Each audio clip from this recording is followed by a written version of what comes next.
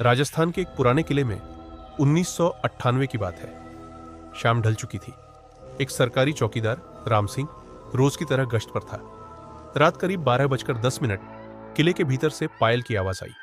उसने सोचा कोई पर्यटक भटक गया होगा। जैसे ही वह अंदर बढ़ा, ठंडी हवा के साथ किसी ने उसके कान में फुसफुसाया, मत आना। अचानक मशाल बुझ गई। अंधेरे में उसने देखा एक औरत सफेद कपड़ों में दीवार के ऊपर उल्टी चल रही थी। डर से उसके हाथ कांप गए। वह भागा। सुबह उसे किले के बाहर बेहोश पाया गया। आज भी उस किले में रात 12 के बाद पायल की आवाज आती है और कोई भी चौकीदार उस समय अंदर नहीं जाता, क्योंकि जो गया वो लौटा नहीं।